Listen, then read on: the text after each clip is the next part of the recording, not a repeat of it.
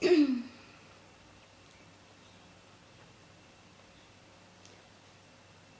sejahtera bagi kita semua. Nama saya Kristi Vera Noventa, jurusan Ilmu Komunikasi semester 2 di Universitas Bina Sarana Informatika. Di sini saya akan berpidato tantangan mahasiswa di era pandemi dengan dosen saya, Pak Elpa Hermawan, SIKOM MM. Di sini saya akan membahas pemanfaatan internet sebagai alternatif sumber belajar dan media pendidikan jarak jauh.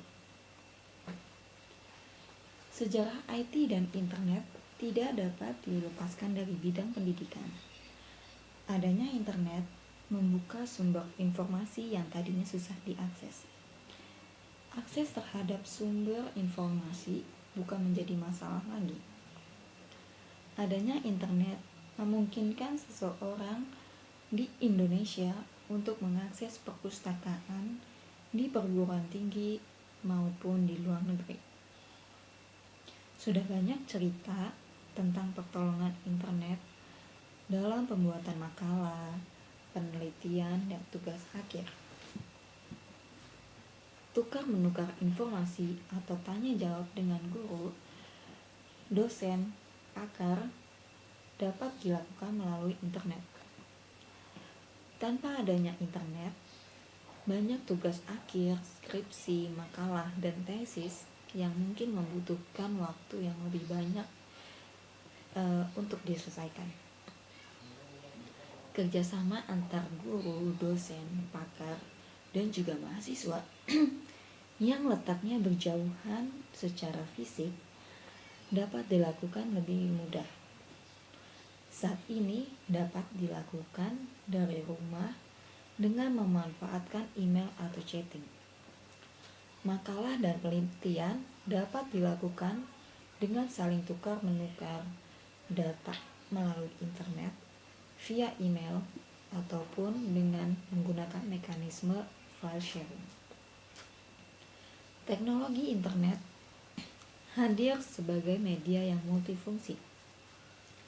Komunikasi melalui internet dapat dilakukan secara interpersonal, misalnya email atau chatting, atau secara massal, yang dikenal one-to-many communication, misalnya mailing list. Internet juga mampu hadir secara real-time audiovisual seperti pada metode konvensional dengan adanya aplikasi telekonferensi. Peran media internet tentu saja komputer yang menjadi alat utamanya semakin meningkat pesat dari waktu ke waktu. Maka diperkirakan mesin jenius ini akan menjadi kebutuhan dominan yang tak terlupakan. Di dunia serba digital masa ini, internet bagi manusia meluncur dan tumbuh subur menjadi sebuah kebutuhan. Internet memang memudahkan pelajar mendapat segala informasi yang berhubungan dengan dunia pendidikan atau pelajaran. Tapi pada internet juga terdapat link yang raksasa.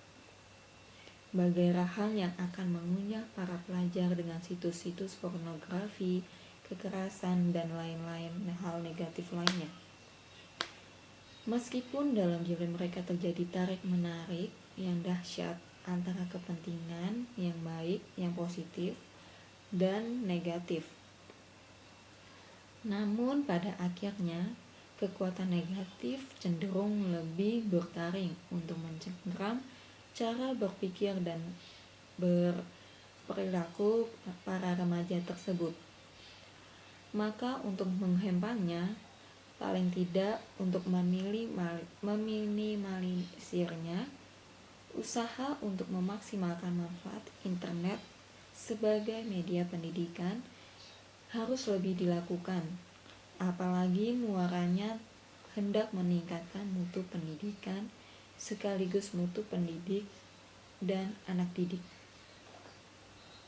Sekilas kita perlu pahami ulang apa e-learning itu sebenarnya. E-learning adalah pembelajaran jarak jauh atau distance e-learning yang memanfaatkan teknologi komputer, jaringan komputer, dan atau internet. E-learning memungkinkan pembelajar untuk belajar melalui komputer di tempat mereka masing-masing tanpa harus secara fisik pergi mengikuti pelajaran atau perkuliahan di kelas.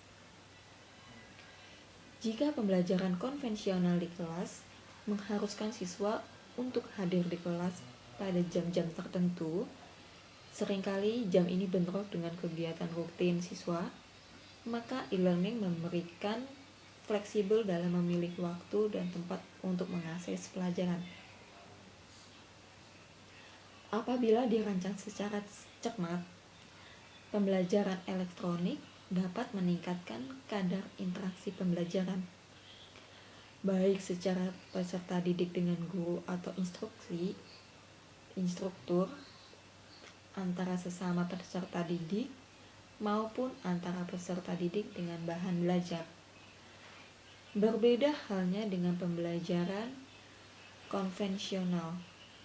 Tidak semua peserta didik dapat kegiatan pembelajaran konvensional berani atau mempunyai kesempatan untuk mengajukan pertanyaan atau menyampaikan pendapatnya di dalam diskusi. Mengapa? Karena pada pembelajaran yang bersifat konvensional, kesempatan yang ada atau yang disediakan oleh dosen, guru, atau instruktur untuk berdiskusi atau bertanya jawab sangat terbatas. Biasanya kesempatan yang terbatas ini juga cenderung didominasi oleh beberapa peserta didik yang cepat tanggap dan berani. Keadaan yang demikian ini tidak akan terjadi pada pembelajaran elektronik. Peserta didik yang malu maupun ragu-ragu atau kurang berani mempunyai peluang yang luas untuk mengajukan pertanyaan maupun menyampaikan pernyataan atau pendapat tanpa merasa diawasi atau mendapat tekanan dari teman sekelas. Internet sebagai media pendidikan memiliki banyak keunggulan, namun tentu saja memiliki kelemahan juga. Infrastruktur internet masih terbatas dan mahal. Keterbatasan dana dan budaya baca kita masih lemah. Disinilah tantangan bagaimana mengembangkan model pembelajaran melalui internet. Dengan begitu, guru-guru akan mengatakan, siapa takut ketika dihadapkan pada internet yang menyimpan segala informasi dan sebagai sumber belajar siswa dan guru di dalam kelas. Beberapa manfaat kehadiran teknologi informasi, terkhususnya internet. Pertama, hampir dapat dipastikan bahwa setiap kantor telah memiliki dan menggunakan komputer. Demikian juga pada setiap keluarga, terutama di perkotaan, komputer sudah menjadi fasilitas biasa dan dapat dioperasikan oleh hampir semua anggota keluarga. Jumlah keluarga yang mempunyai komputer menunjukkan peningkatan sebagai hasil kemajuan dan perkembangan ekonomi. Ini berarti bahwa jumlah masyarakat yang mempunyai akses terhadap komputer meningkat dari waktu ke waktu. Oleh karena itu, program pendidikan berbasis komputer dapat dikembangkan untuk kelompok atau masyarakat ini. Kedua, proses penyampaian materi ajar yang akan ditransformasikan kepada peserta belajar dapat lebih efektif dan efisien, karena di Indonesia sudah banyak dibuat software pendidikan oleh para pakar komputer. Walaupun tergolong pada fase early stage dan bersifat sporadis, dan belum terkoordinator dengan baik. Saat ini sudah banyak software pendidikan yang bermutu tinggi. Namun, biasanya software tersebut adalah buatan luar negeri, sehingga muncul kendala baru, yaitu masalah bahasa Inggris. Bahwa kehadiran internet dalam dimensi pendidikan merupakan suatu hal yang mutlak dan sudah merupakan kebutuhan. Sebagai suatu kebutuhan, maka kehadiran internet pada dasarnya sangat membantu dunia pendidikan untuk mengembangkan situasi belajar mengajar yang lebih kondusif dan interaktif, di mana para peserta didik tidak lagi diperhadapkan dengan situasi yang lebih konvensional, namun mereka akan sangat terbantu dengan adanya metode pembelajaran yang lebih menekankan pada aspek pemakaian lingkungan dengan sarana mengajar belajar.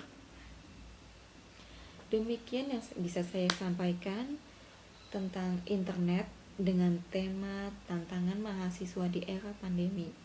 Dan jika kuliah online masih terus berlanjut di semester depan. Terima kasih dan sampai jumpa.